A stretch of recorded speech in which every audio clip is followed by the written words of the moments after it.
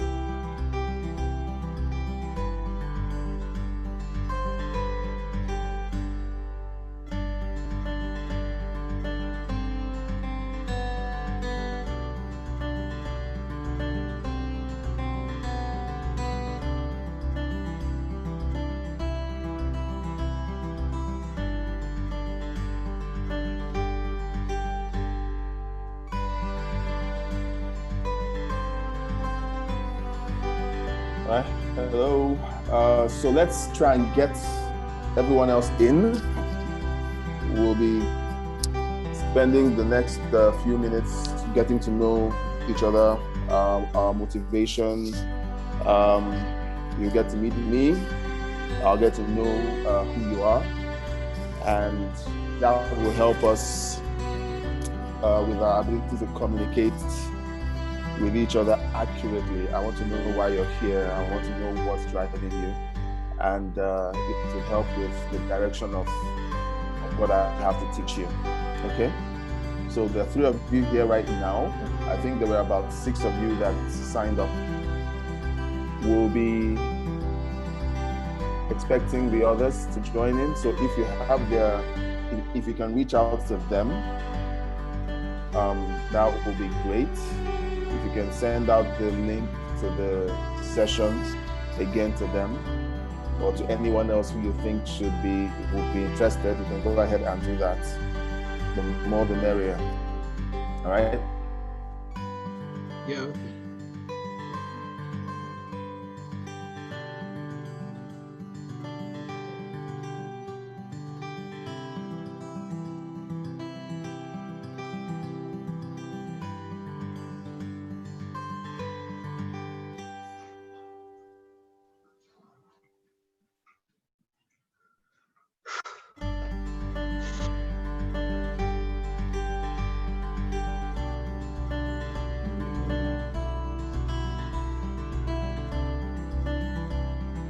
All right, so let me kill the music.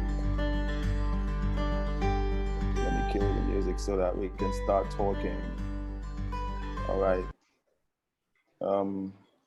So let me know if my audio is coming across loud and clear. Let's be sure that we're not missing anything. Yeah, you're clear. We can hear you. All right. Yeah, clear. Very clear. All right. Brilliant. Okay. So far, there are 3 of you still in the room.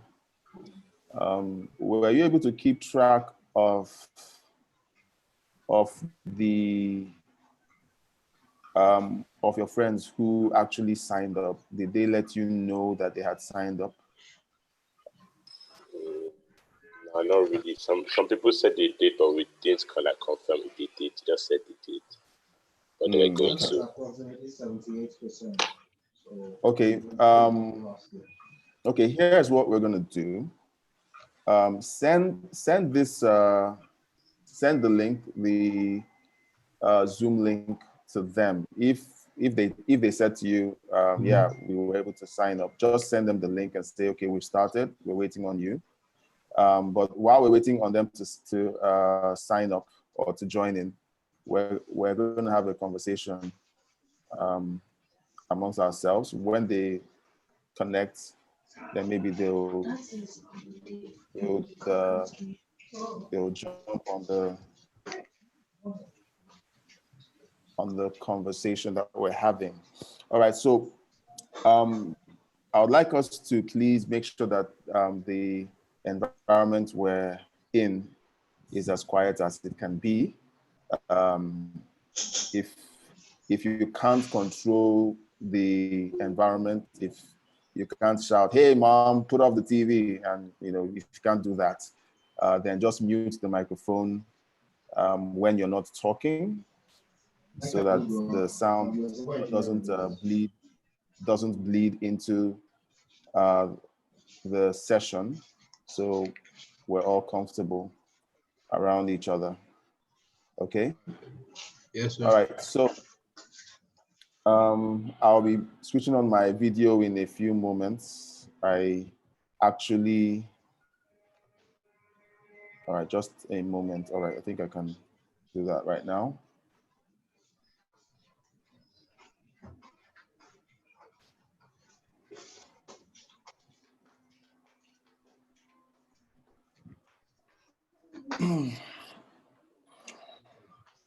Okay, can you see me? Yep. All right, so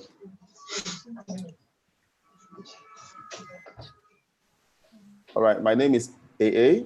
Okay, my grandmom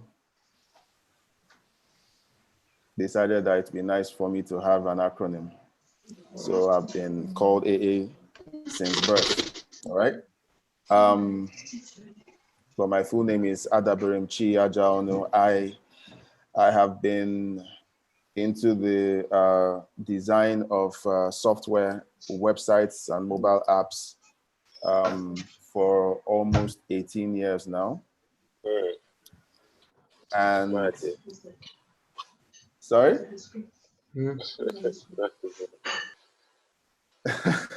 Okay. Oh, some of you aren't 18 yet. All right. Okay.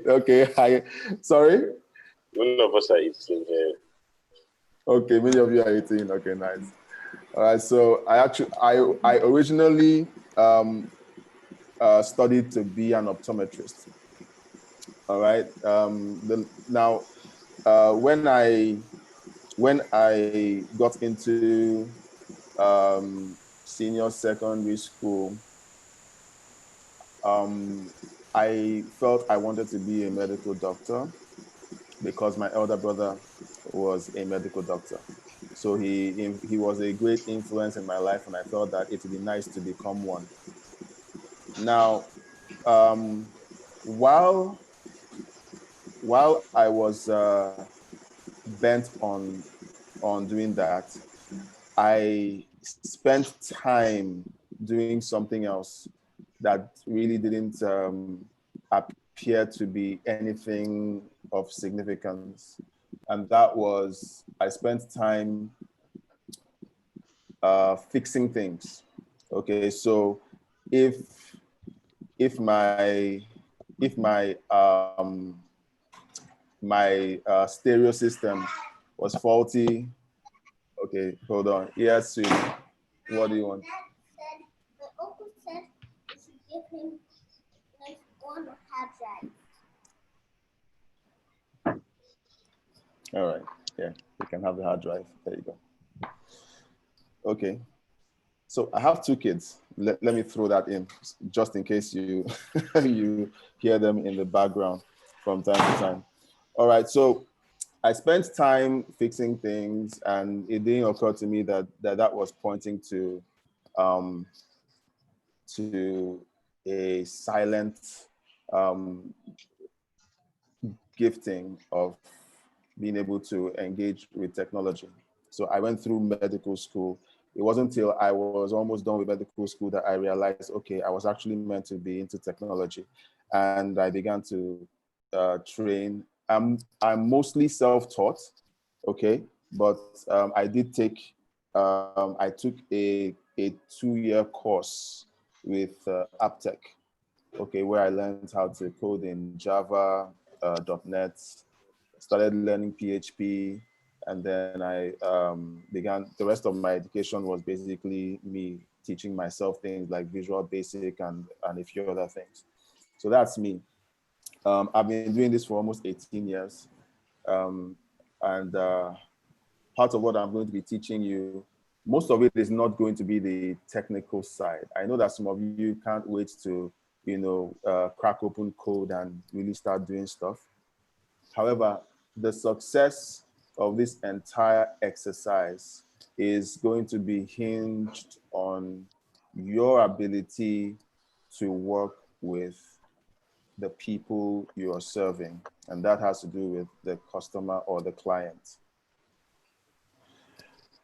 If you don't figure out how to present yourself strongly to the clients that you're going to meet, you'll be a great designer, but you'll also be a broke designer. My first attempt at running a web design business was in 2006, I think it was. And before then, I had been working by myself. It was more of a hobby, okay? I would tinker with designing a website, you know, I'll tinker with a few other things, you know, building different things or designing newsletters and a few other things that I got my hands on. But I decided to start doing this as a business in 2006. Now, for the entire year, I did not make one sale. I did not sell one website. I did not build one website for a customer or a client. And that told me something. There's something I did not know. So it's important that you realize this so that you don't get into the notion that all you need to do is know how to build a website and then you just start getting business. It was hard then, it's even harder today.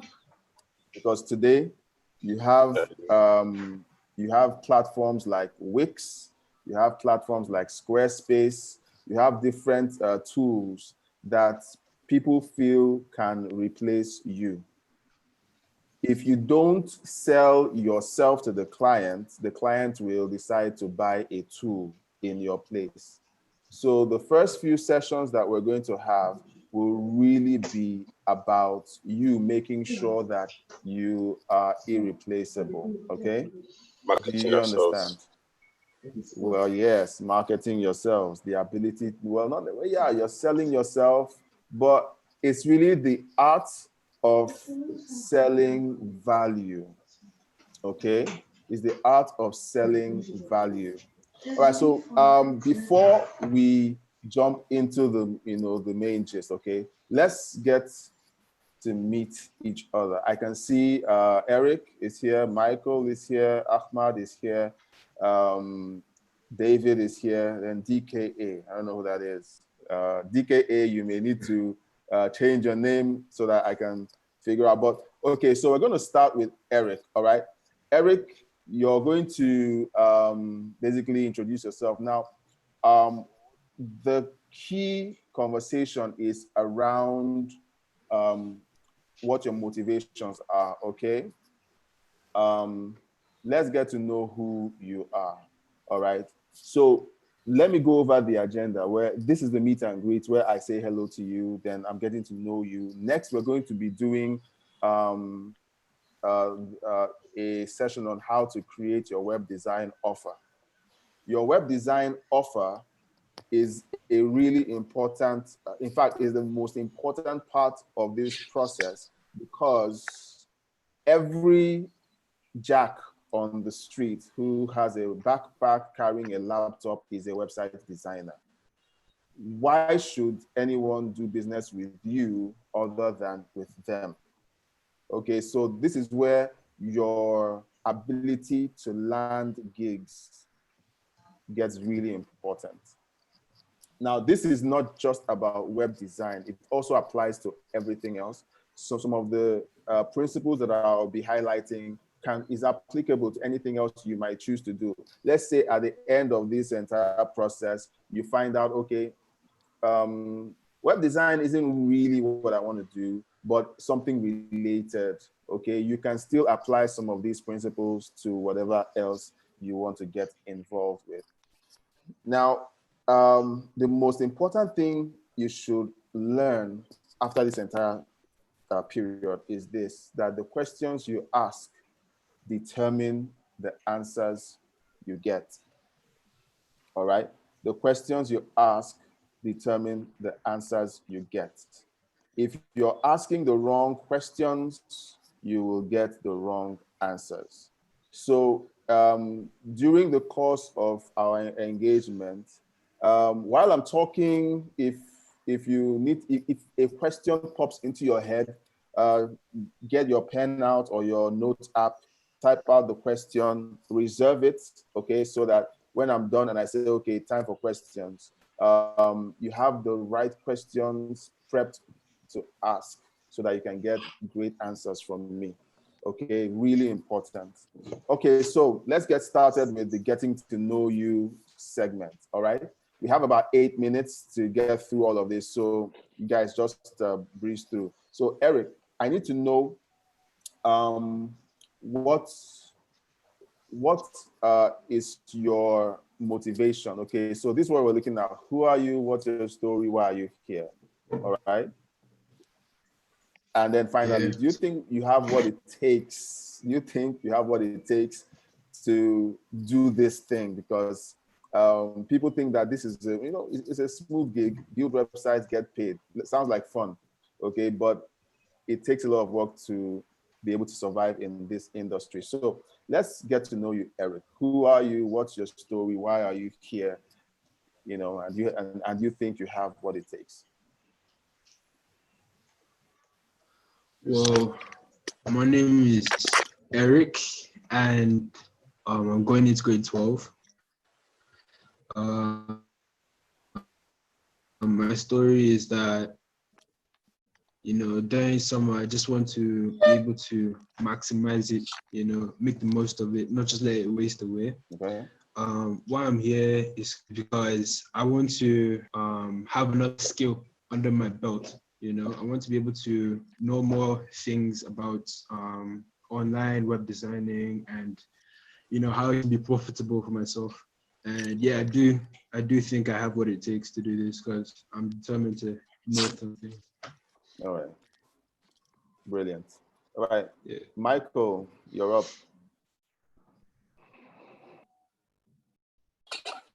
Good afternoon. My name is Michael Adoku. I'm here as well.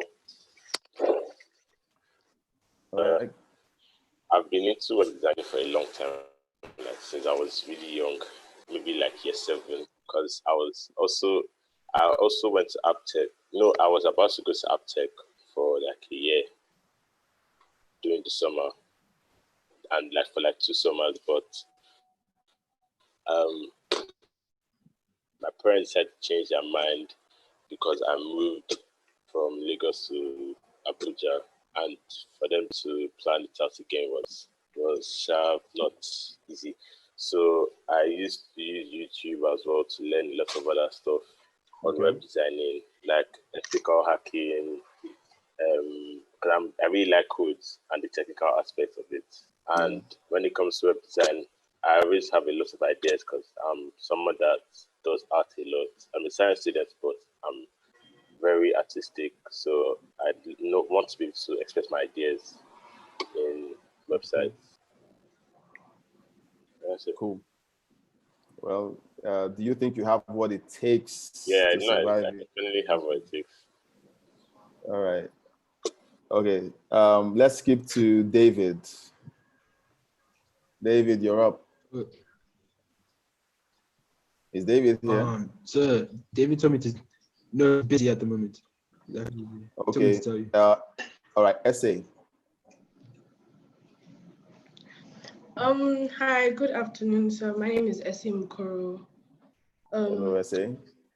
I haven't really done anything with web design before. We were taught in school, but I really like it. I'm interested in like developing my skills with it and learning like more about it and how I can use it in the future.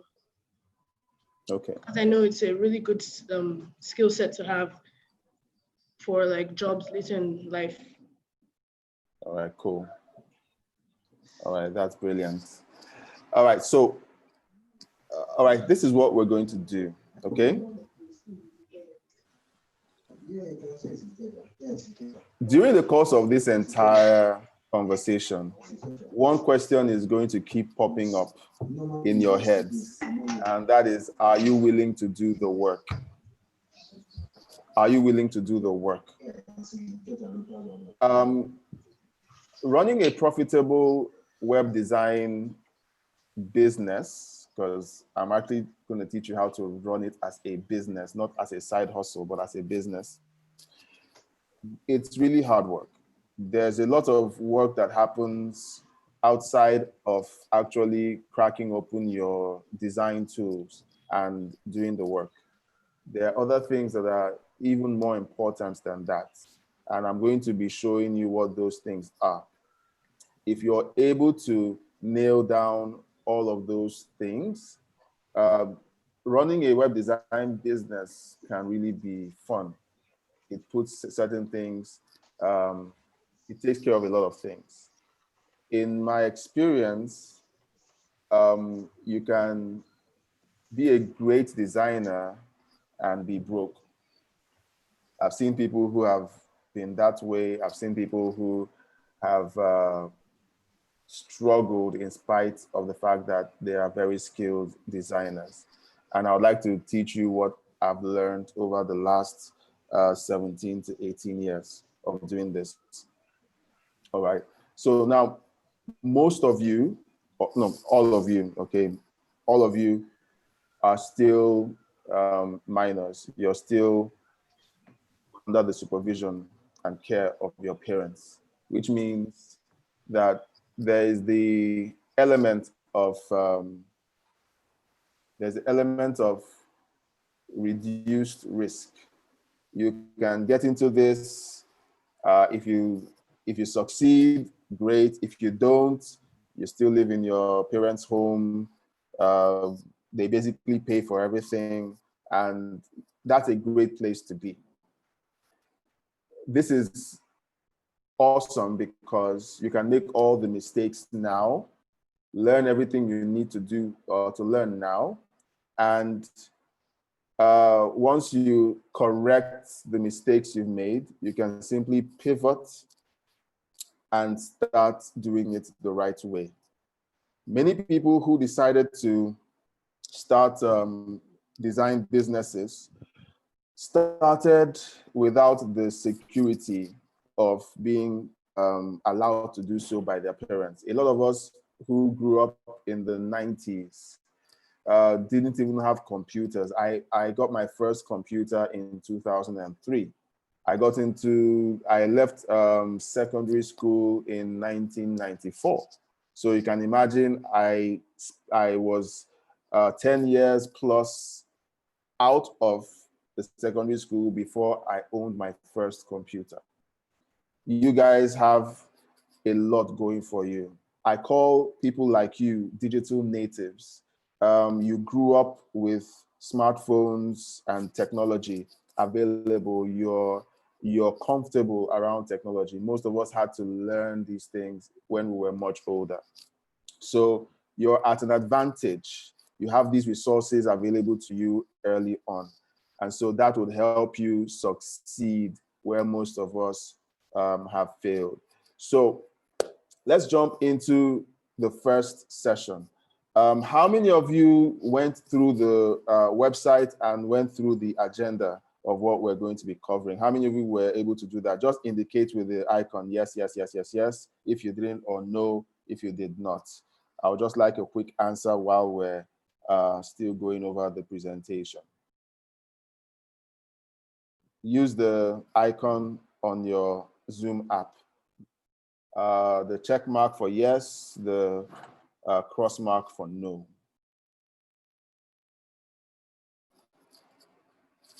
All right, so hello, can you all still hear me? Okay, I can see you're responding. Okay. All right, so while you're answering, the agenda gives you an outline of what we're going to be learning, during this period. It's going to be run, there'll be 5 sessions. We'll be having 2 sessions a day. The part where we teach and maybe in some areas practice what we're you. Those parts are going to be run for an hour, 30 minutes.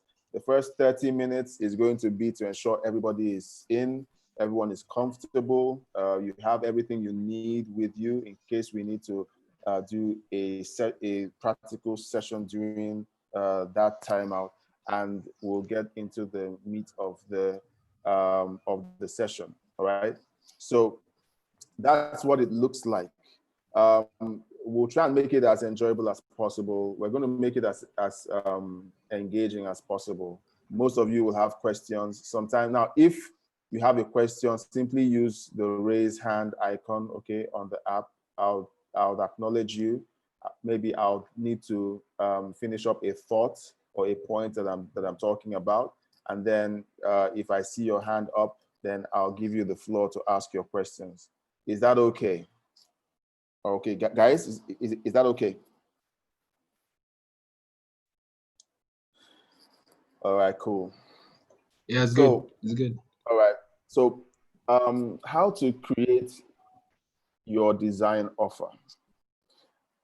This is the first bit that we're going to be handling for today. And at the end of this, it will be great for you to sit back after this entire exercise and write out what you believe your offer is. Now, what is an offer? An offer, in the general sense, is the service you're offering or the service that you're presenting to your clients, asking them to buy from you. So if I were to be a watch salesperson, or if I sell watches, or if I sell PlayStation units, the PlayStation 5 will be my most recent offer to my clients. Now, what makes my own offer different from the shop down the street that sells it for a particular amount of money? Let's assume the PlayStation 5 asking price at that shop is 250,000 Naira. All right, just assuming that's how much they're offering the PlayStation 5 at that particular shop down the street. Now, you decided I want to import 10 units, and I have a great source that sells it at a reduced price. Instead of selling it for 250,000 Naira, I have the ability to sell mine for 220,000 naira. Okay, now that is my offer. Do you understand, guys? Okay, somebody else is offering the PlayStation at 250,000 naira. My offer is I'm dropping the price to 220,000 naira. I don't have to pay for a big mall space. I don't have to pay certain things. I don't have staff. So I can crash my price down to 220,000 naira and still make a profit of whatever amount there is to make. Now, in the course of doing business, you're going to meet different kinds of people. You're going to meet different kinds of people who do what you do, but their offer will be different from yours.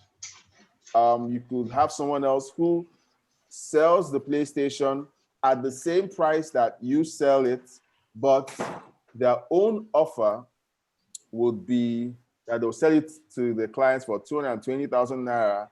Then they'll give the client a free FIFA 2020 CD along with their purchase.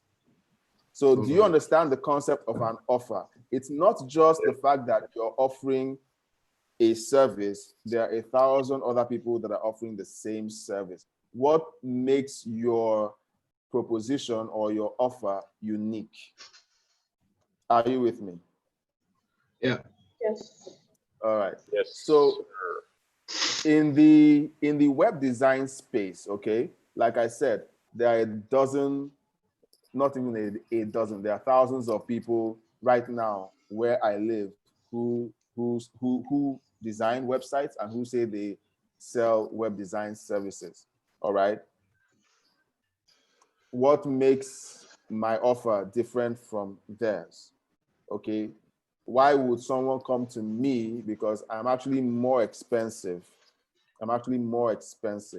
I charge roughly 120 to 150,000 naira per day for my services.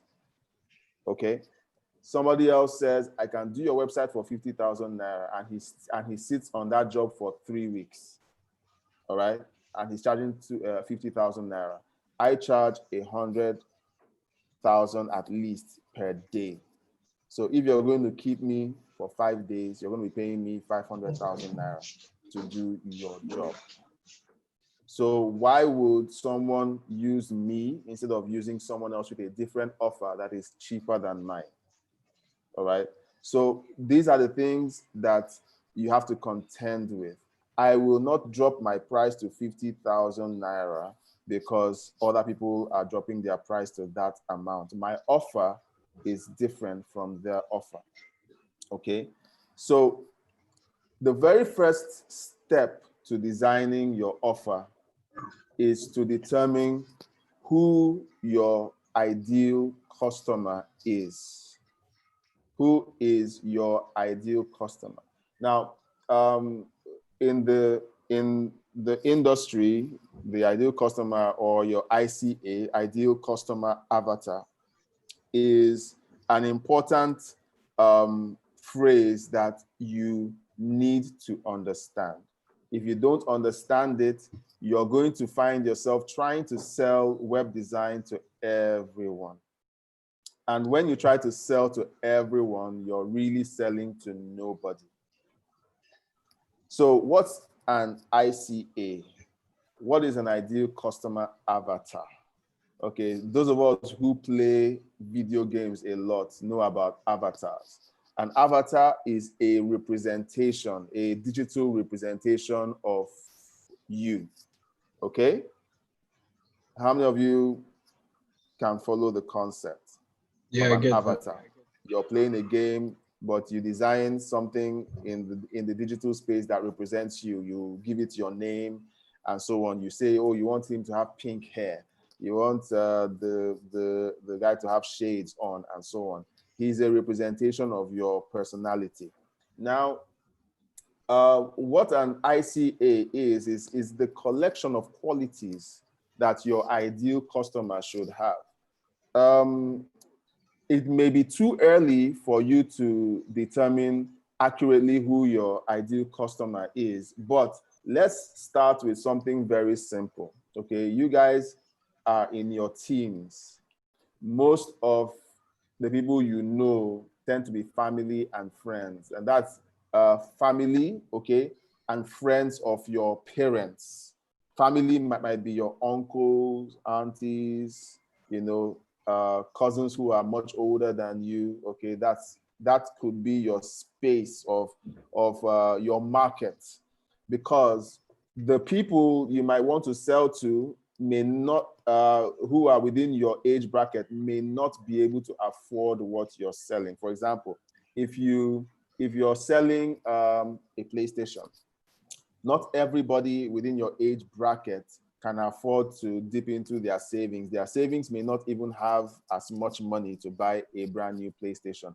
So who do you need to sell it to really? You need to sell it to their parents or their uncle or their senior cousin. Do you follow? Yeah. All right. Now, the customer avatar you're looking for is not that cousin or that uncle that is always saying, essay, have you read your book today? Have you studied? Which school do you want to go into? Which Ivy League school do you want to go to? You know, that is not the uncle who will buy you a PlayStation or who will buy a PlayStation for your friend. Do you get the, so do you get the, you know, the gist? That's not the person who's going to dip money and pick and pull out 250,000 naira to buy that PlayStation for you. You're going to have to find that uncle who is chill, or that cousin who is chill, who can afford it, who knows about the latest games, who talks about these things. You check his Facebook account, and you know, occasionally you can see some of the content from games or from movies. They watch a lot of science fiction movies. They are fans of Marvel. If they are the ones that say, I went to the cinema to watch Endgame when it was released, those are the guys who you can actually talk to and say, uncle, I would like to sell this PlayStation to you so you can buy it for essay, because that is the avatar you're dealing with. That is a family friend of the person you're trying to sell, who you would like to sell this PlayStation to. They are chill. They actually have a Facebook account that they use. On their Facebook account, you can see that they are fans of the Marvel Cinematic Universe. They they posted pictures of when they went for the Endgame premiere. I mean, you can see that these are the kind of people who are more inclined towards buying that particular product. Okay, so when you're designing your ICA, you say, okay, I'm selling to this kind of person. This is their age bracket. Okay, their uncle is between the ages of 28. You know, he must have a job that can cause him to save up or afford this service or this device, to maybe 45 or 48. Okay, because that's the chill zone. Those are the people who are, you know, they're young enough to be chill, they're old enough to afford the product. They follow a particular brand. Okay, you can see it in their dressing, you can see it in the way they talk, you can see it in their Facebook profile that they are fans of a particular movement.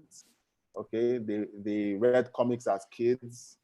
They are the uncle that buys you the newest CDs when you ask them to buy it for you. So these are the people that make up your ICA.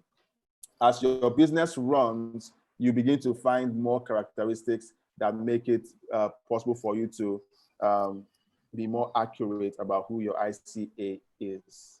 All right. So for someone like me, I sell websites. My websites services are expensive. So I don't sell websites to certain kinds of businesses. Not because I'm snobbish, but because I know no matter how much they want to, they can't afford me. So that's the first thing. Number two, I don't discuss with certain kinds of people who do not value the role of technology in their business. All I have to do is talk to their staff or look at their website or their existing website, or even go to their business, or even just take a look at their business card. If I look at a person's business card and I see charles.tunde@gmail.com, it's very likely that that person will not buy a web design service from me. Why is that? They obviously don't have any reservations about using Gmail or Yahoo as their email service. Okay, so that means they would not feel compelled to pay for a high-end website. All right, so these are a few things that I use to gauge my clients. All right. Next thing that I try to look into is their story. What is this person's story? Okay, what are they really trying to accomplish with a website? What's their story? Okay, so he sells clothes. He's been successful selling the latest releases of Chanel or Christian Dior, and he's done well, but he feels that he can do more. And the only thing that seems to be able to give him that result, he thinks, is technology. All right. So it's at this phase that you begin to tell whether this is going to be a good deal or a bad deal. All right. If this person isn't going to be a good fit for you, you're asking questions and you're listening. Now, remember the first panel one of the first panels that we looked at. The questions you ask determine the quality of answers you get. If you simply go in and you're like, oh, I want to sell websites to you. A website is great for you because, and you try to talk them into buying a website, you're just going to be wasting your time. All you have to do is learn how to ask the right questions. One question that I can ask someone like this is, are you satisfied with the level of business you're currently running?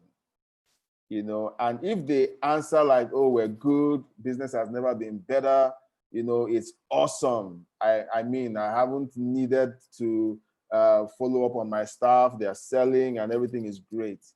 It's very unlikely that that person will want to spend on a website project with you. So you have to listen for concerns. Oh, COVID-19 is slowing down business. Oh, we've not been able to make a sale for weeks because of the lockdown. And you know, they talk about these problems. If you listen for problems, you can find a window where you can squeeze your web design or your coding service through. So if they say, oh, it's been difficult to get, you know, customers, we've not been able to sell as much as we used to, then you can say, okay, that is a window. I can ask more questions. Then you ask another question. Have you ever considered being able to sell your websites automatically? Sorry, sell your products or your goods automatically using a website? You know, and just something really simple, affordable. It's not supposed to break the bank. You're supposed to, you know, plug and play, wham, bam, and you're done. And overnight, you're able to sell products to anybody in Nigeria or anybody in the world. Then you listen for an answer. Oh, I tried it, you know, 5 years ago, the thing didn't work. Once you start hearing that, is a red flag that states, okay, you're going to really need to do a lot of work to convert this client into a customer. You know, but when you hear things like, yeah, I've been trying to get this done, I know it works, but it seems like the people that I've been talking to don't know what they are doing. So that tells you that there's hope, that this person is open to discussing business with you, but he's only looking for the right person. all right, then you can keep digging and digging and digging. Asking the right questions is a very valuable skill. Before you even say, oh, I can build a website for you, I'm the guy. The first thing you need to do is ask a lot of questions. Find out whether this person is the right fit for you. You've identified that this person is compatible with your ICA. This guy sits within your ICA template. But that someone sits within your ICA template doesn't mean that they're going to buy from you automatically. You still have to qualify them. Okay, creating an ideal customer avatar is not a shortcut to selling your design services. It's just a way of filtering out the people who are not the right fit for you, people who will be more likely to agree to do business with you. After you've identified these people, you still have to interview them during your conversations. You don't have to come and say, oh, uncle or auntie or sir, I want to discuss with you how to grow your business with a website. But first of all, let me ask you some questions. No, that's not how to do it. If you have the ability to, the access to these people, simply engage them in a conversation. Talk about their business. How is business going? Are there any issues that you're currently going through? Maybe I can help. Then let's assume the answers they give you begin to say, okay, yes, you can actually help them in this area with your web design skills. Okay, that's a major plus for you. And the more questions you ask, the more clarity you get in the area of how you can solve their problems with your design skills. Look, people aren't walking around looking for who they can give money away to for free. Okay, money is the reward for solving a problem. Money is a reward for solving a problem. So all you have to do is keep your eyes open for the problems that people are facing so you can solve them. All right? Really simple. Look for a problem to solve the problem, and you're good. Now, finally, what type of website do they need? Because while you're asking the question, of course, you've established the fact that, yes, they need a website, but what sort of website do they need? There are several types. There are simple information websites. There's a blog. There are e-commerce websites. There are community websites where people simply sign up and create a community on their website where people can post content or share content and so on. So you need to identify the kind of website they need.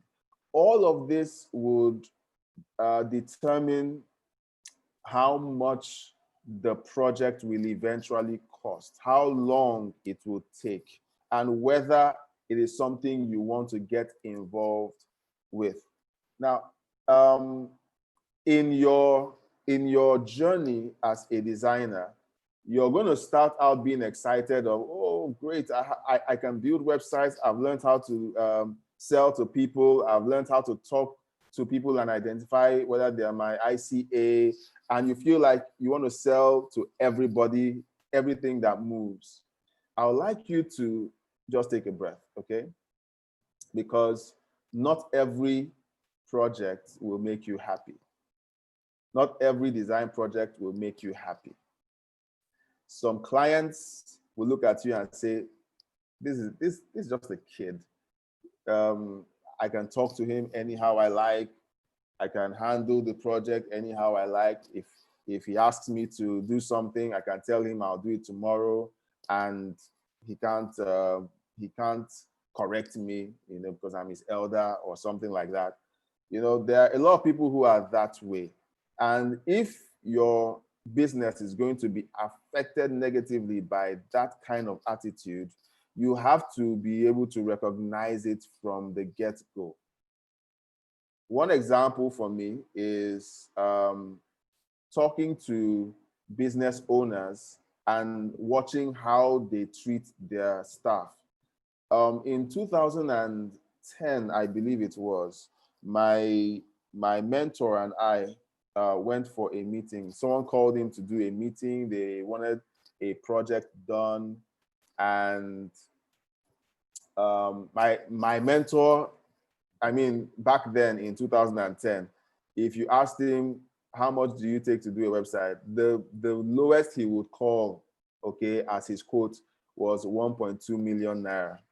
So, learning from him helped me a lot to be able to understand the value of websites to businesses.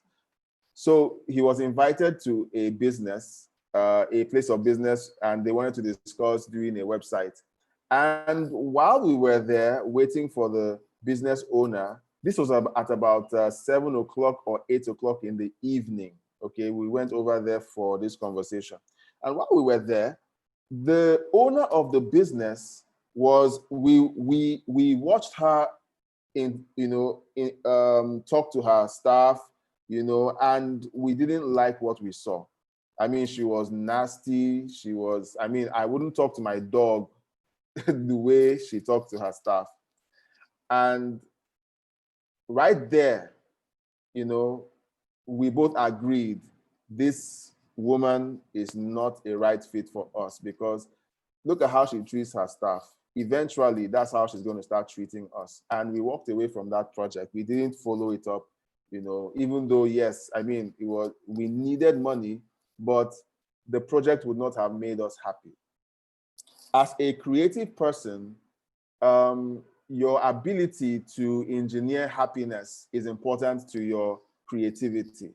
Your ability to create is always tied to your sense of well-being or your sense of joy. So if you're unhappy, I don't know if any of you here can confirm this. When you're unhappy, do you have the ability to create? I mean, you can unmute your microphone now and answer. When you don't feel happy, do you find yourself feeling creative? No, I find it difficult actually. All right. It actually depends. It can be like creativity wrong way. No, I'm talking about positive creativity, because I know that kind of creativity you're talking about. All right. So talk to me. I'm listening to you guys. I've only heard two people. But there are people who feed off negative energy. I get it. There are some people who want to feel bad so they can write horrible songs like Adele. I hope I'm not talking to an Adele person here, an Adele fan. Yeah, because all of our hits. Oh, someone broke her heart. Someone. So maybe she feeds off negative energy. Like, so I'm sorry. I said that's what her fans like. She's making her money. Yes, I mean that's how she's making it. Yeah, there are some people who are like, I need to feel bad to create, and Adele writes like one hit song every like 5 years, 5 to 6 years. So she like has a relationship, destroys it, and writes a song. Then writes it. So maybe I'm just saying. I'm not saying that's what she does, but there are people who tend to feed off negative energy, and it lets them create that way. But I'm talking about positive creativity, positive energy that is healthy. Okay. All right. So, will the project make you happy? You need to now. Just a side note. Happiness. Okay. I'm not saying happiness should be the benchmark for whether you create for someone or not. Okay, you can create a system that ensures that you stay happy. All right, so that's what I do. I create a system that ensures that I stay happy. Okay, one system is don't take horrible clients. That's the first system. Okay, don't take horrible clients. Clients that call you and your mood just goes like,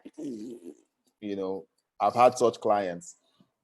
I've had to fire a number of clients because they call and I instantly feel depressed or angry. Such clients are a bad fit for me. So I get rid of them quick. All right. Second, your workspace has to be neat or has to be configured in a way that makes you happy. If you want to, splash your walls with Marvel characters, or whoever it is that when you think of them, it makes you happy, or colors that make you happy, go right ahead and do that. If you need to have some comfort food, I'm not saying binge on chocolate, but sometimes just something that when you eat, and please, not anything bad, just stuff that you enjoy doing that keeps you going, that makes you happy. My kids make me happy. Okay, so whenever they walk in and I just watch them, they make me really, really happy. So working from home really helps me a lot. My kids walk in, I can hear them talking to themselves downstairs. I can hear them, bantering and screaming and laughing, and it really makes me happy. So that helps my creativity. Okay, so for you, you have to determine what makes you happy and ensure that you filter out anything that brings in negative energy into your space. All right. Okay, I'm going to take a pause. No one raised their hands during this session. Does anybody have a question? Because I'm about to jump into the next slide. Yeah, I have a question actually. All right, go ahead. I have a question. So earlier you were talking about people with like problems, like you said, like we should talk to our clients, work out how to make them customers, interview them, figure out what's going on in their business. Yeah. My question is, these people with problems in their business, are we the ones that go and find them, or do they just happen to come across us? It's like how do we get our clients in the first place? It's both ways. You have to go and find them. You also have to expect that they will find you. You can write posts on social media, okay?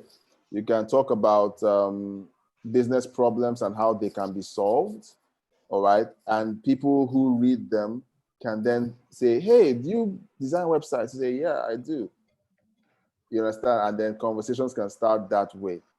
Another way is someone you've helped or someone who knows you is talking to someone else who needs your help. And then they're like, oh, I know someone who can help you. I have a lot of projects that came to us because someone somewhere was talking to another person who knows us. So they were like, I know someone who can help you. And that's how they started the conversation with us. Okay. So it goes both ways, but you have to make yourself visible. You have to make yourself look competent. You have to keep the conversation going out there. Some of you need to stop posting videos of cats playing pianos on your Instagram or your WhatsApp stories, and start posting things that talk about business problems and how they can be solved. Just little things. Now, your uncle might see it and say, David seems to have a handle on how I can solve my problem. David, what will it take for you to solve this particular problem? And David says, okay, uncle, let me ask you some more questions. Are you following? Yeah.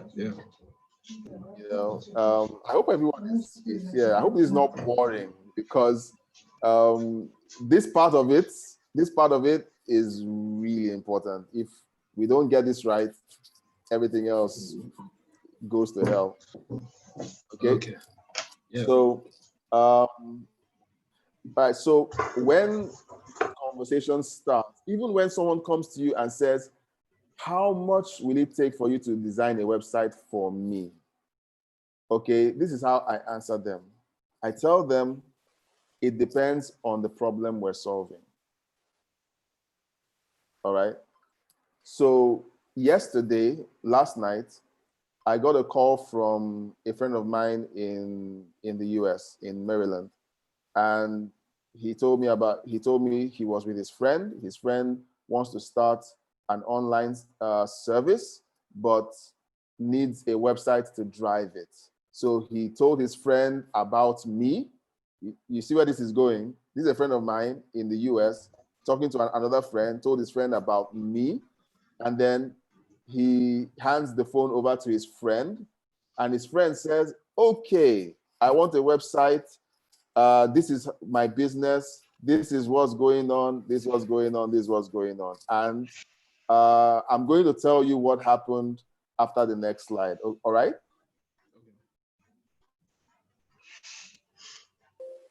All right, guys, are you alive? Are you still with me? Yeah, we are. Yes, Okay. sir. So I'm going to tell you what I did with that that conversation. Okay. So let's jump to the next slide. All right. Now you need to understand something. Everyone, like I said earlier, everyone is not. Yes, we are. All right, cool. Everyone is not a good fit for you. All right. You need to understand it. The fact that you're living in your parents' home right now is great. Yes, you want to be productive this summer, but the fact that you have a safety net will allow you to engage quality clients. If you did one job this summer and that job paid you over 500,000 naira, would that be a good deal? Huh? Yeah. Would that be a good deal? Yes. Yeah. Yeah. I think so. You don't have to rush every deal that comes down the pipe. Just aim for quality deals. In fact, the most important experience you can have this summer is understanding how to filter through clients. If you learn that, if you talk to a client every week or a client every 2 days during this summer break, and you're able to filter through everyone who comes to you, you ask the right questions, you're able to identify whether they are a good fit for you, and so on. That is the best thing you can do for yourself this summer.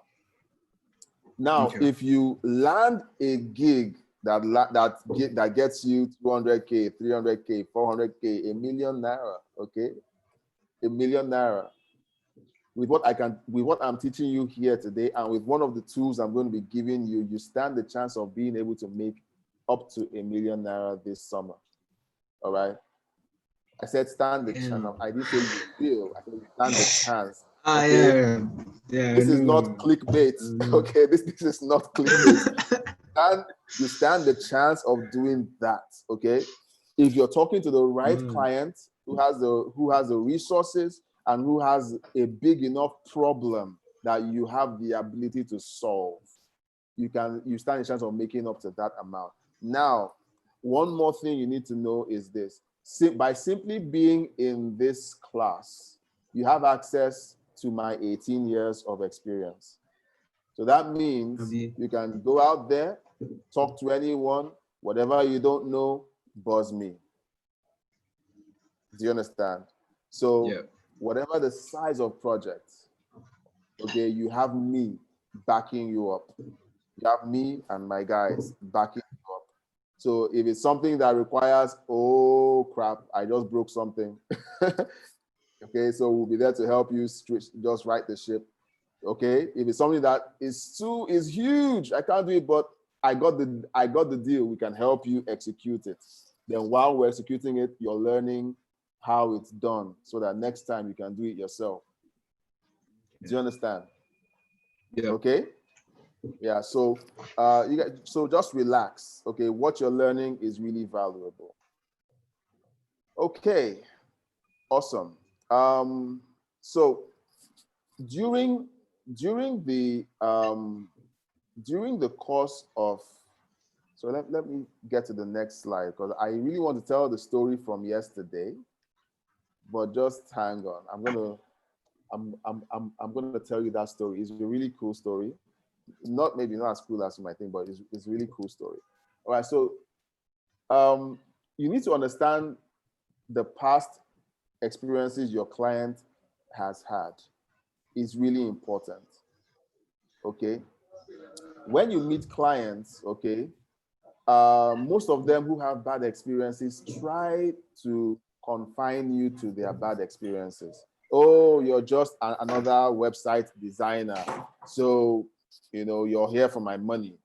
So they talk to you that way, they engage you that way, they make you feel like you're the cause of all their problems. Okay, so you need to understand their past so that when they start talking to you, you realize they are not talking to you really, they are simply talking about their past. Okay, they had a problem and it was really frustrating, and they're taking it out on anybody that comes into their office. I have a client who I met in 2016. Okay, I'm going to avoid calling my clients' names because they might watch this video sometime and they're like, you call my name, so I'm not going to do that. All right, but I walked into her office.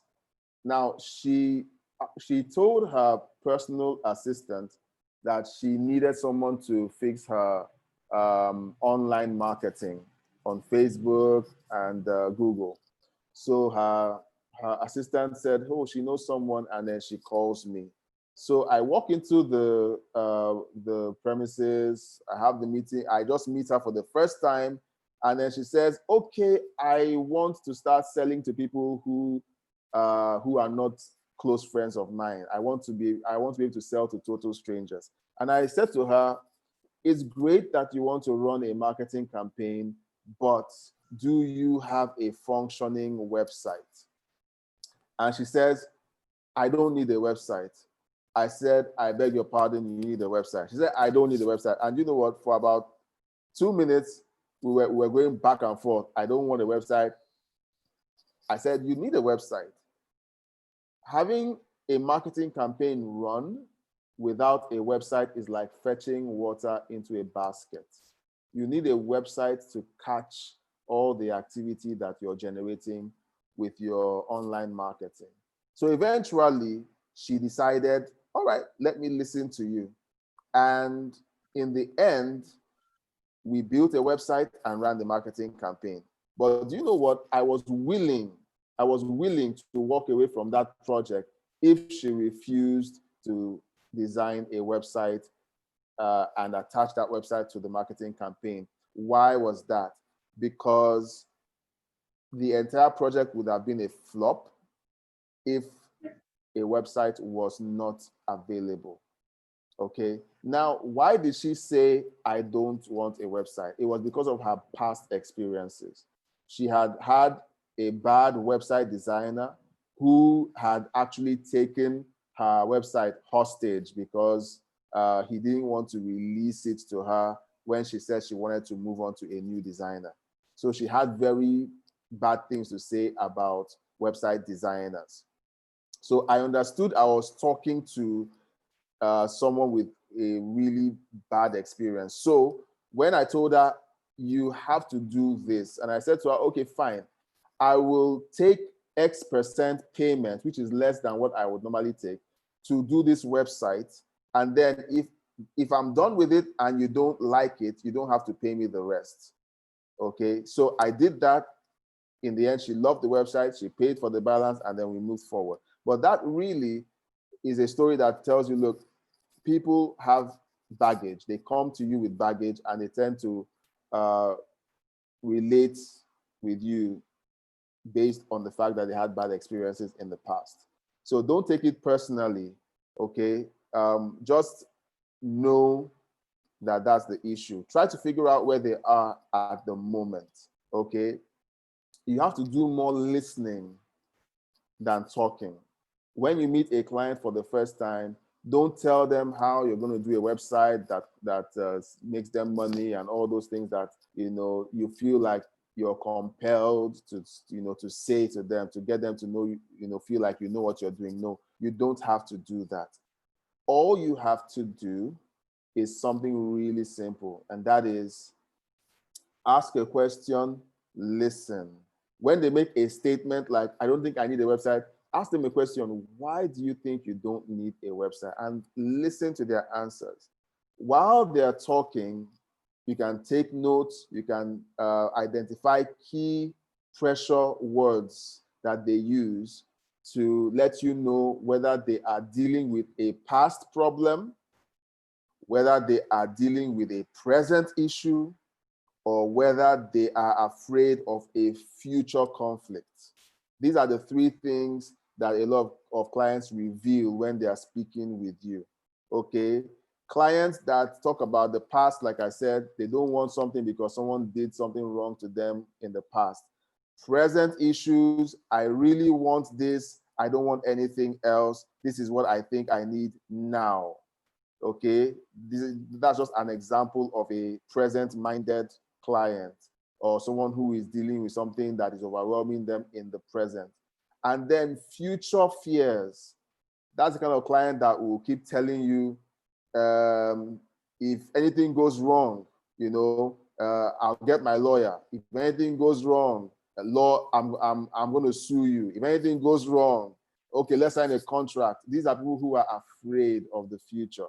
So you need to be able to identify these kinds of clients and learn how to manage them. All right? So why do they need a website? Why do they need a website? So you have the ability to solve this problem you think is a problem for them, but is it really something that they need, or do they believe they really need a website? So this speaks to what kind of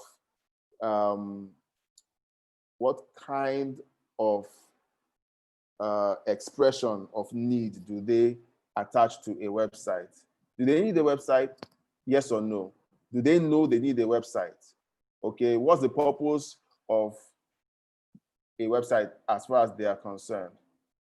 Some people think a website is a status symbol. Oh, look at how nice my website is. Isn't my website beautiful? Look at how the colors pop. You know, and many of them are more about, oh, I finally have a website. I've been wanting a website for 10 years. Some other people feel like, oh, I want my website to do X, Y, Z. Is it doing X, Y, Z? I'm happy. Some other people are just all about, it's flashy, it's colorful, it's popping, I'm happy. Okay, so while you're interviewing the client, you have to listen for the right words. What exactly matters to your clients? What is the important thing for them? Is it the fact that they finally have a website? Is it the fact that it does specific things for them? Or is it the fact that it just looks good? So you have to listen for those things because it's going to determine how the relationship runs during the course of the design process. Okay. In the next sessions, we're going to be touching off and on some of these things, because when you hear someone talk about, I want my website to be fine, okay, it means that the chances that that project is going to take a long time is very high. That means they think it's fine today, then tomorrow it's not fine again because they saw something else that is finer. You know, people who are focused on how it looks tend to stretch a project longer than it's meant to go. So you have to find a way to manage these things so that you don't wind up with a 10-month project that should have ended in 3 days. Okay, believe me, that has happened to me. Okay, so I'm speaking from experience. All right, so let's move to the next point. So yes, they need a website. They've established they need one, but what type of website do they need? Okay, is it a website that sells? Is it a website that simply informs people about the business and what they sell? Is it a website that's meant to establish the business as a form of authority in the marketplace? Is it a reference website that helps people to find information and direct traffic? What kind of website do they need? Not every website is the same. You have to be able to educate the client of this. You have to be able to tell them. You have to be able to educate the client and let them know what works and what doesn't work. It's really important that you do so. If you don't, you're going to begin to experience a lot of crisis in the middle of the project, because while you're building, you're like, oh, this is what I think you said we should build. And then right in the middle of the project, they say, no, this is not what I wanted. Okay, take it back and change it. And once that begins to happen in the middle of a project, the chances that things will go really bad is very high. Okay, so you need to establish that fact early on. Okay, you do this by establishing certain processes in your business. Number one, you need an invoicing platform. You need an invoicing platform, something that will allow you to send an invoice to your potential client with a list of all of the things that you will do for them. Okay. Please remind me at the end of this conversation to show you one of my invoices. Okay, I have one. I'll show you one invoice to show you basically how it should look. All right. I hope you guys will remind me. You need something to do your invoicing. Why is that? Your invoice is a legal document that states what products or services your client paid you for. Many clients, not just in Nigeria, but all over the world, have the habit of paying a designer for one thing, and they try to bring in other things that were not included in the invoice. If the invoice was not very specific, they have a way of bringing in additional things that they would not pay for. And that's really painful for any designer.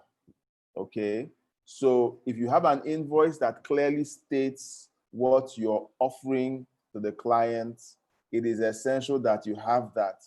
Don't just take money and start working.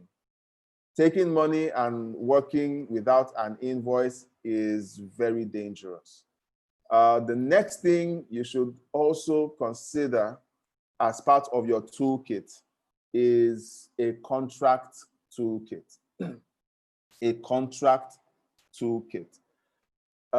Having an invoice is one thing, but if you don't have a contract signed by the client specifically stating that they are bound to the items in your invoice, the items you said you were going to execute for them stated in the invoice, you will have certain types of clients that will cause you problems. So this is the second thing you have to consider in your toolkit.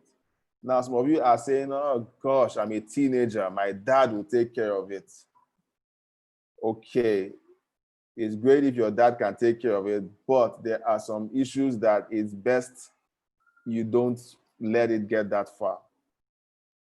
It's really important. It's really important. There are certain people that might want to get to your dad through your business. I mean, I'm just saying. So you have to be sure that everything is protected. You make sure that the money that you're charging is specified in the invoice. You make sure that the line items in the invoice that say what you're offering to the client is clear. And then finally, if you can, include a contract that says, this is what I am offering you. This is how long it's going to take for me to finish it. This is what it means to be a complete project. Once you establish that, then you're good. I'm currently in the middle of negotiations with another client, and because of the nature of the jobs I'm meant to run for them over time, we had to engage a very hefty contract. So my lawyer and I have been discussing with them for almost 4 days now, refining the contract, making changes, talking, because we know if we get it wrong at the contract stage and anything goes wrong, the truth is that I could go to jail, or it would cost me a ton of money, which I may not have. Therefore, if I don't have it, I might go to jail. So it's important that you understand this. So I hope this story doesn't frighten you, okay? I hope you're not frightened about the concept of someone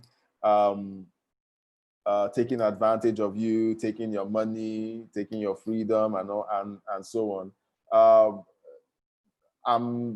The truth is that the chances of that happening to you are negligible.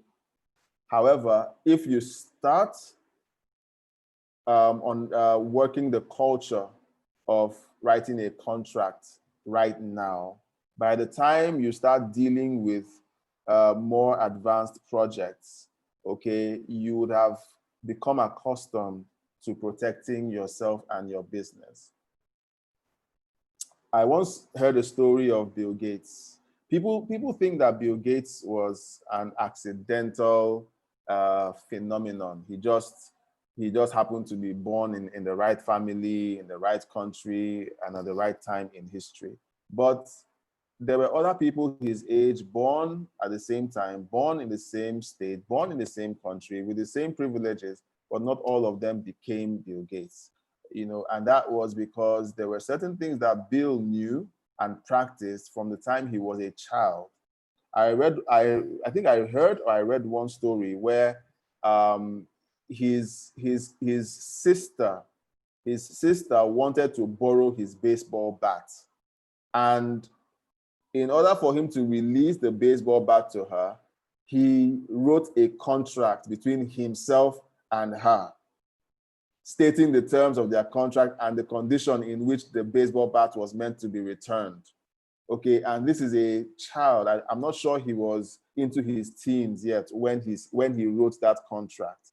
Okay, and why was that? He learned early on as a little boy, his parents taught him the value of a contract. So Bill Gates started his business school education at his family dinner table. His parents would teach them the fundamentals of business and contracts. So some of the things that we see him achieve were not the result of blind luck. He was trained for it. He was raised for it. He learned it before he could be exposed to any kind of risk. And that's what I'm trying to do for you too. I want to train you in this so that you're doing it before you're exposed to any form of risk. I hope you guys are following me. I hope no one is sleeping off on me, because that would be embarrassing. No, All right. We're here. All right, cool. Now, one question: will the project make you happy? Okay, so you have to determine if you're a good fit for the client. I told you the story about the woman whose corporate culture was horrible. What is the personality of that client? Are they volatile? Are they the kind of person that will like you today and hate you tomorrow? You have to be able to tell this from several meetings or engagements with them. Are they ethical? There was one time in 2006, the year I didn't make any money, okay? Someone walked up to me and said, "Oh, you're great at web design. I've heard you talk. I can see that you're awesome. I need you to do something for me. I have a deal. And personally, I was broke. I needed money. And I said, well, great deal. Okay, tell me about it. And he says, okay, let's go outside. So we stepped outside and he's like, okay, you see, my friends and I have this thing that we're doing. And what we need you to do is, will you be able to copy a website? I was like, okay, what do you mean? Like a bank website, copy it, make it look like the bank so that we can send people there. I knew where it was going, and I just told him, no, I don't know how to do that. I'm not that skilled, even though I could have. I told him I'm not that skilled. I'm sorry, I can't help you. And I seriously took off. Why was that an issue? It was not part of my ethical makeup. It went against everything I believed, because what they were about to do was create a fake website where they could steal people's credentials and rob them blind. So I ran away from that. All right. That was in a year when I was broke and needed money. So your ethics have to match their ethics, or vice versa. Your ethics or their ethics have to match your ethics. If it doesn't match, walk away. Don't engage. It's dangerous. You shouldn't get involved with such people. Okay? Don't get involved with such people. It will cause you a lot of pain. Even the issue of ethics, for me, it's unethical to insult another human being. All right. So when I see business owners who do that to their staff, I avoid them. Okay. I have another case of a gentleman who runs a supermarket chain. I had been talking to him about doing some work with his supermarket chain, and we talk over the phone, we message. But one day I witnessed it twice. One day I went into the supermarket and he was around, and I saw him speaking in a very uncomfortable way to one of his staff. And I went a second day and I saw him do the same thing, not to the same staff, but to someone else. And I thought to myself, this person isn't the right fit for me. I cannot do business with this person because of his personality and his ethics. They don't work with mine. And I basically stopped talking to him about doing business. So that is, really important that you're able to establish it.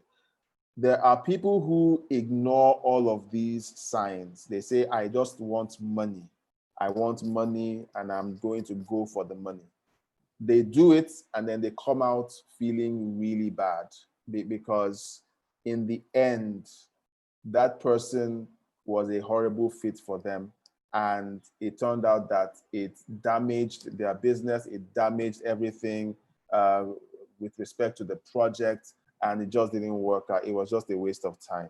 So it's important that you pay attention to this. All right.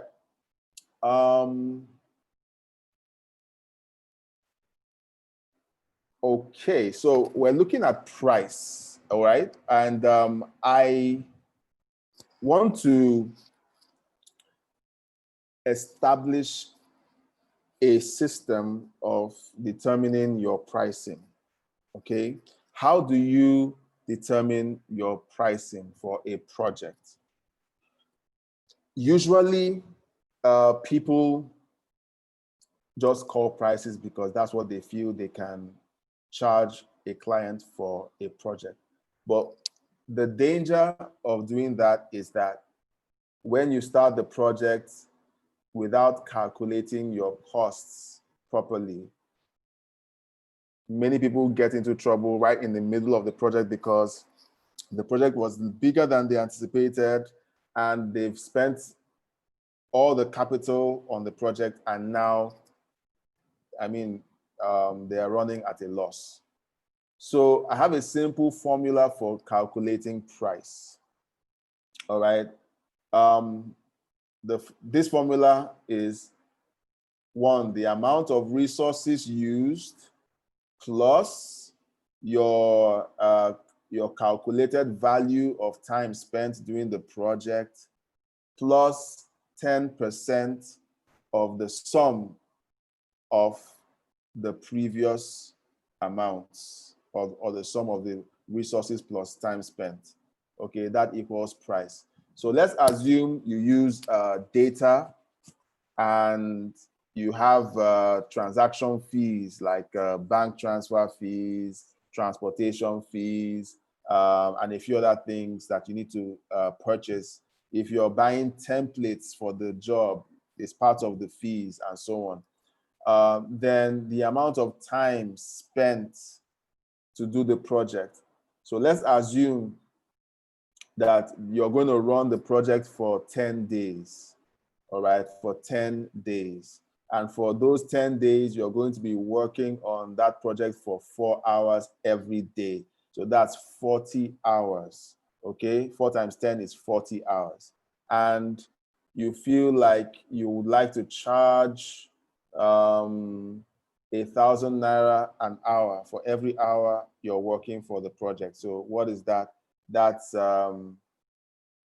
40 times 1,000. Okay, no, that's wrong. That's 1,000 times 4 hours. That's 4,000 hours a day. 4,000 times 10 is how much? 40. 40,000. Okay, for 10 days. Yeah. Okay, that's it. That's for calculation because I'm already seeing that I will not do this project, but fine. Okay, let's just keep going. So that's 40,000 naira, and you're going to spend for your data. So let's assume you're going to spend 10,000 naira buying data on your MTN phone to run this project. You're going to be spending maybe another 7,000 naira to buy templates or more, or even 18,000 naira to buy templates. You're going to be spending on other resources. Let's assume you have to run a generator or you're paying light bills and you're saying, okay, I'm going to be charging 5,000 naira for electricity bills that I'll be using during this project. So you add all of that up. Data, 10,000, 18,000 for the template, that's 28,000. And then maybe another 5,000, that's 23,000 naira for resources. So 23,000 plus 40,000 naira equals how much? 73. 73,000 naira. Oh. Is that how much it is? Oh, sorry, 60. 60. Okay. Please note, I will not be doing a project of this amount, but just going to point out. Okay, so this is how you would calculate this, all right?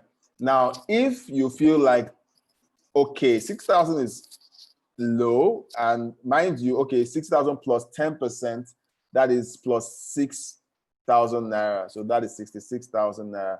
The 10% is the amount you're saving. Okay, you're saving it in case your laptop blows up, your charger blows up, something happens, or you want to buy a new laptop later after you've done about 100 projects. Your laptop is worn out, it's time to replace your laptop. That 10% is to help you maintain your business, okay? It's good practice to keep 10% of whatever it is you're making to expand your business. So now that I've described the costing, you can now go in and say, okay, I don't like what I'm charging for my time spent to do the project. I want to charge 2,000 naira per hour now. I want to charge 5,000 naira per hour now. It's totally up to you. As long as when you charge it and the client pays, you deliver the project excellently. It's essential that you do that. Simply charging and collecting the money is not a great assessment of whether the project was successful. The project is only successful when you have executed the project within the time frame you specified in the invoice, and you made a profit at the end of the day.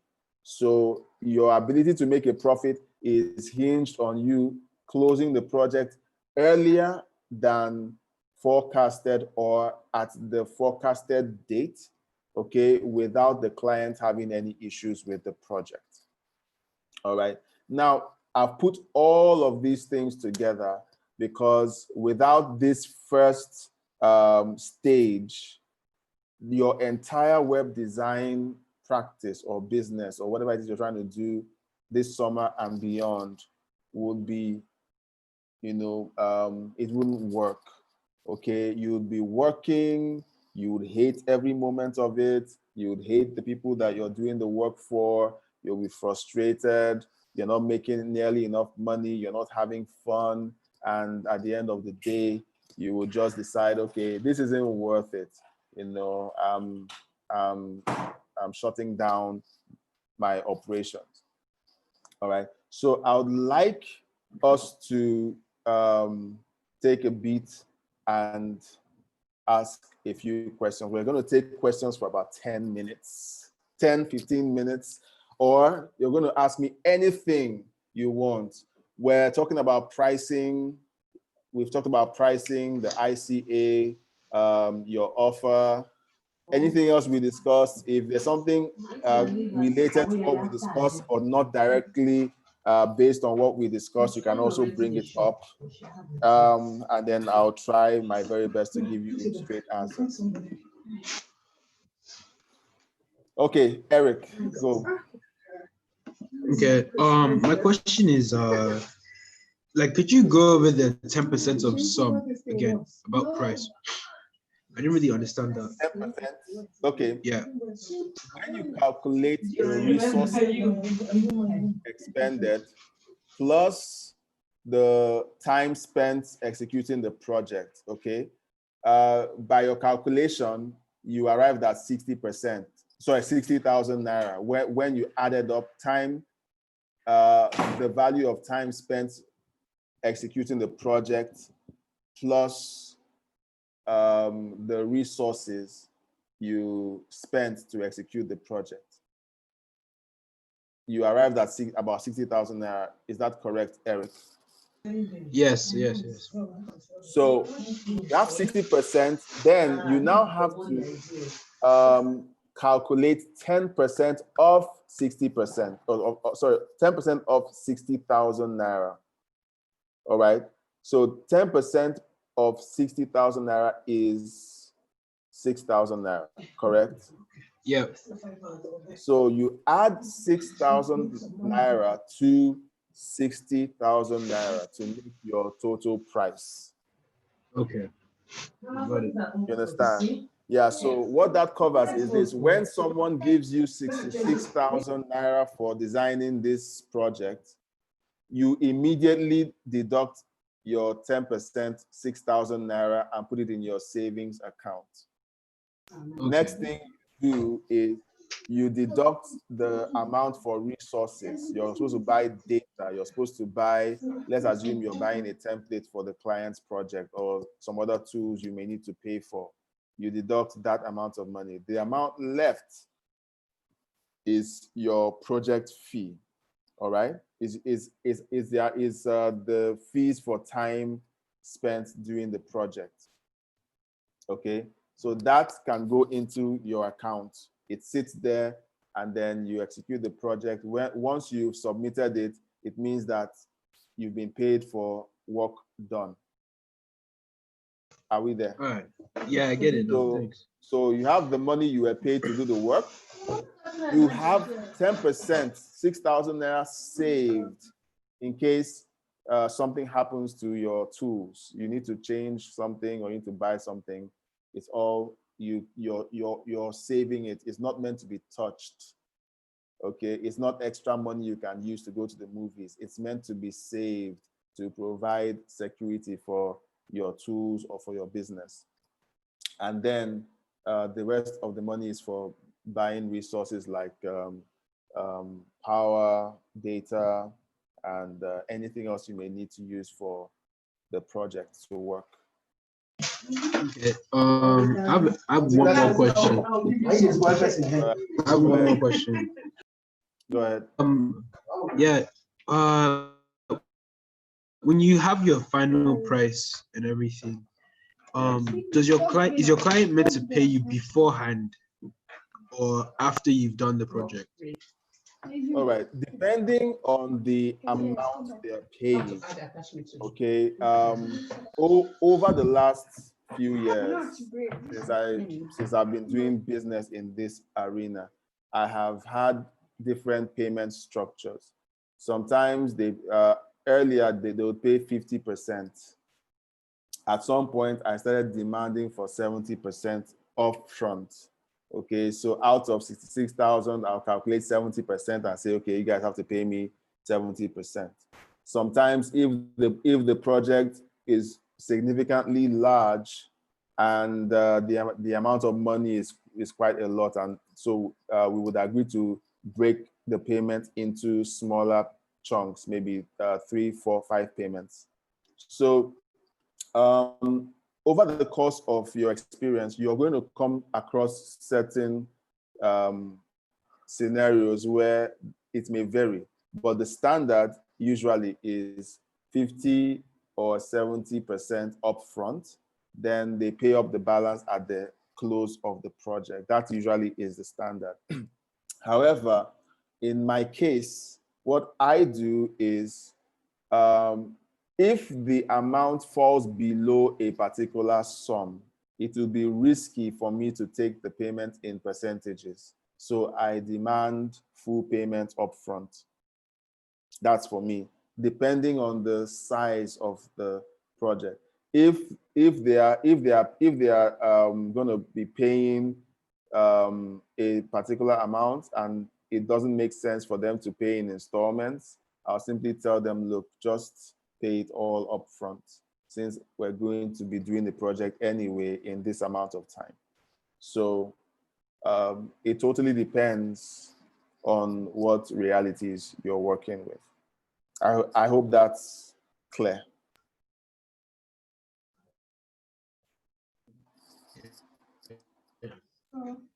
Okay, sorry. I understand. Okay, good. Thank you. Okay, you're welcome. So does anyone have a question?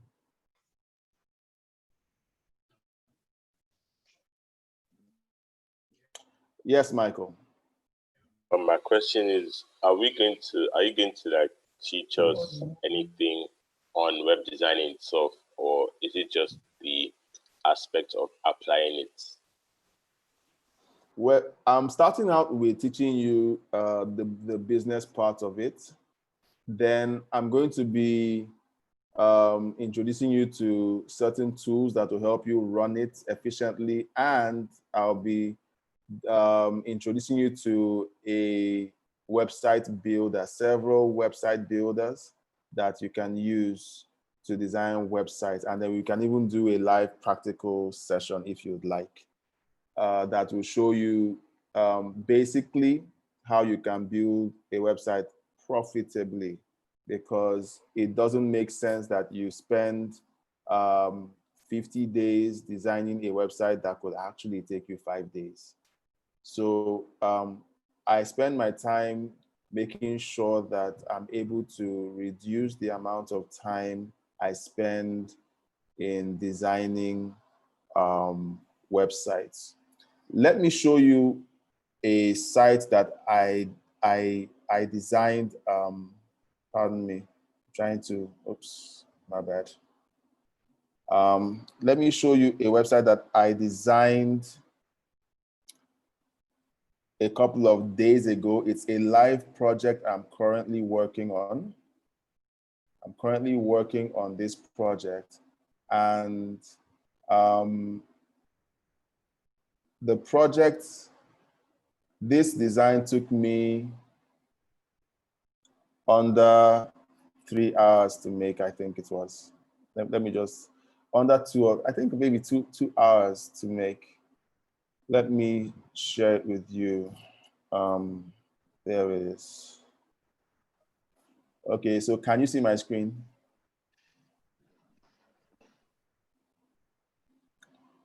Yes. All right. So this is a really simple site. All right. The business is based in Canada. They're like, we just need something that will allow people register for our live events. So I went into what I do is the first step I engage is I send them a document. The document is a workbook where they fill out all the things they want their website to do. So when they fill out all that content, I use that content to design the structure of the website. Okay. So I did this in under 2 hours. I did this in under 2 hours. There's a screen where people who want to attend the event can come and they can see all the events that are going to be happening. Okay, so they can view the future events.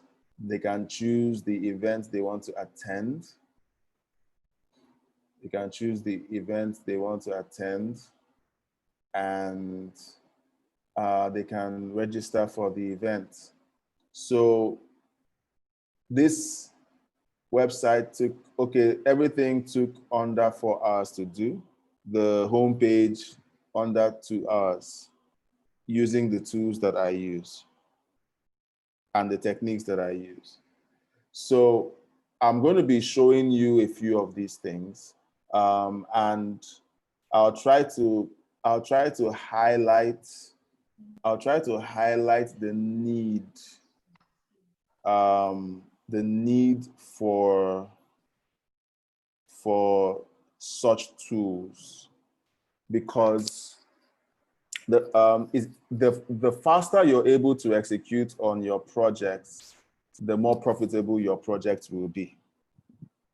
All right, so speed for me is essential, and I would like to show you how to maximize speed. Okay, so any other question? Michael, do you have any other question?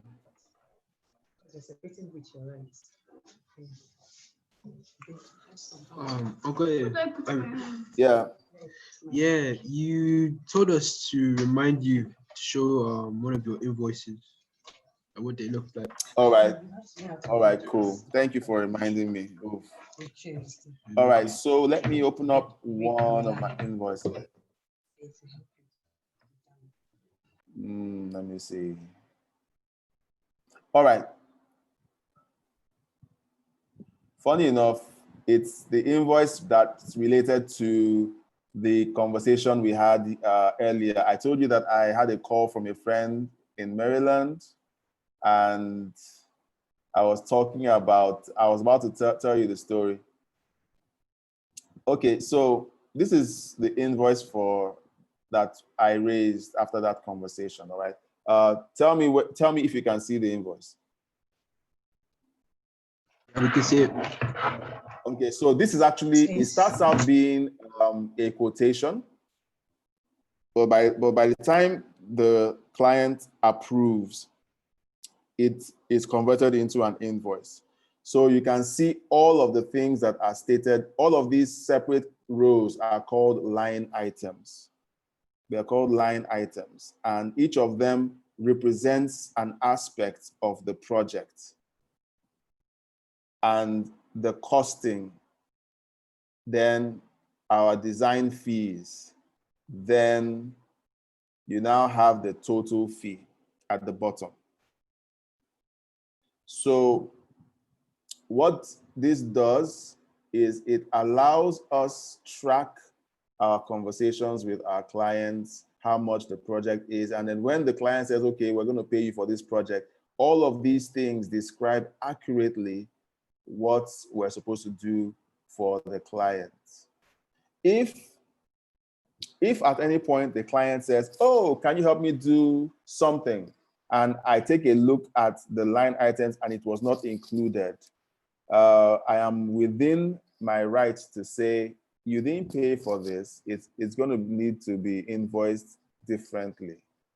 And the client should not be offended by that statement because everything costs.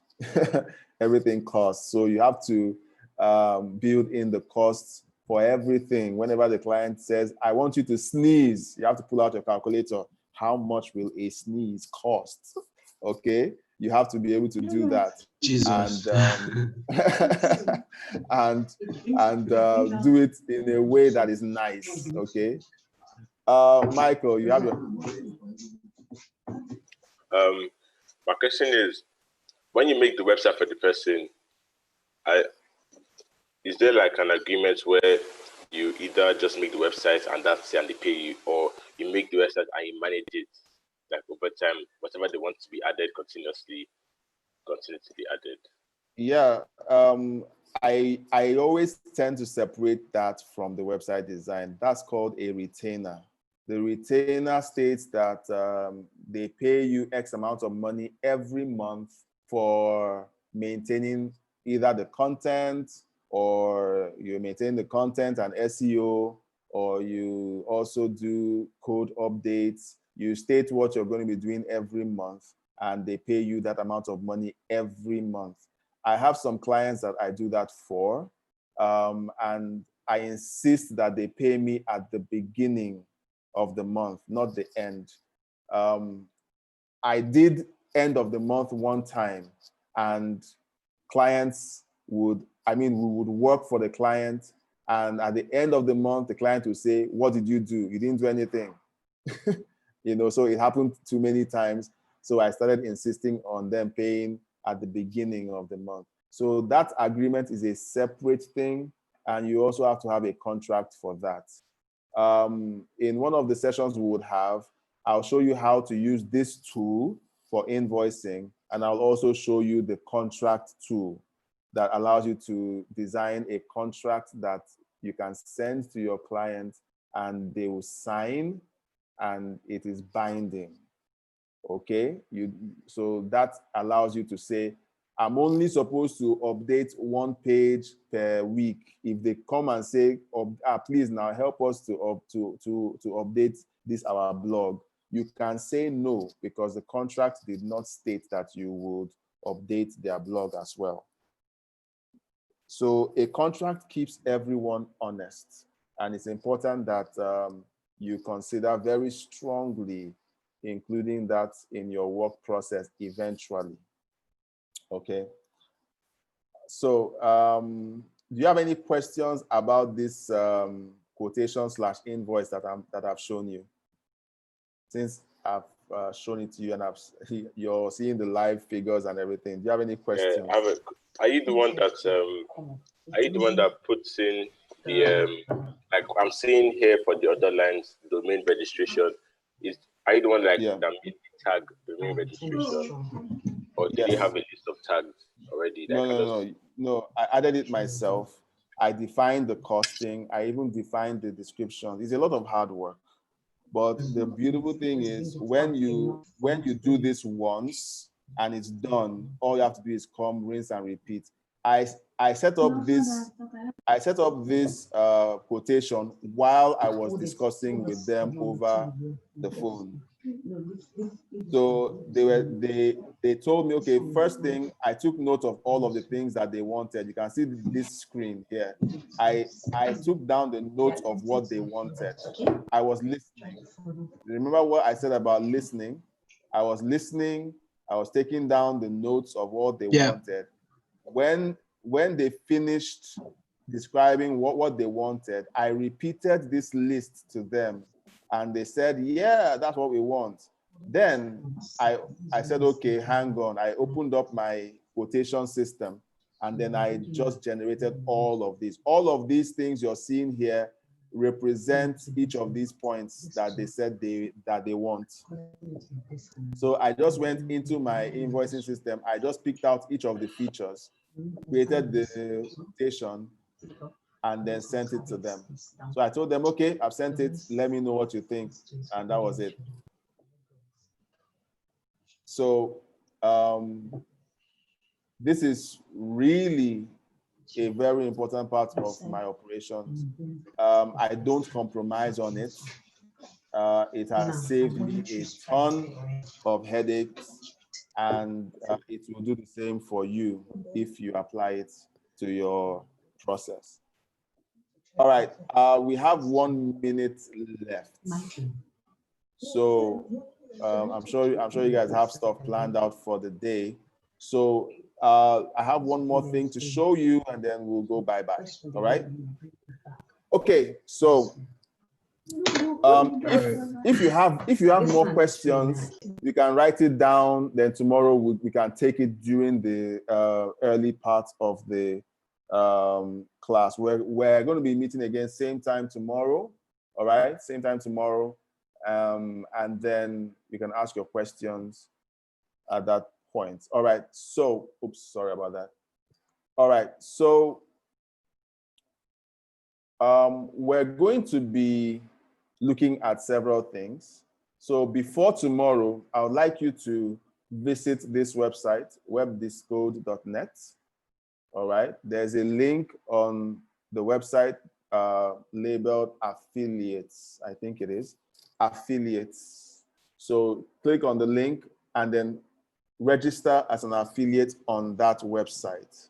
Okay, when you do that, tomorrow we'll talk about it. This is going to play a very big part in your process of selling web design. It's a major part because tomorrow we're focusing on how to sell 80% of the time. How to sell 80% of the time. I did not say how to sell website design. I said how to sell. Okay, because sometimes you walk into a room and it will take a while to convince them to sell, to buy a website design from you immediately, but there is something that you can sell to them instantly.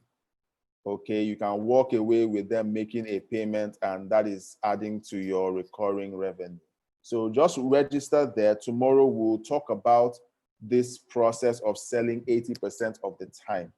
And then I would point out some key things you need to pay attention to. And then after that, you guys will start having fun making some residual income. All right. So, so you guys are great. You've been a great crowd. Yeah, I did 90% of the talking, but you guys helped out massively. Michael, you seem to be wanting to say something. No, I don't want to say anything. All right. I'm looking at the website, WebDiscode. I'm not finding the affiliates part. You said on there. Are you looking at it from a mobile phone? No, my laptop. All right, hold on. Let me open up my screen. Let me share my screen and show you where to find it.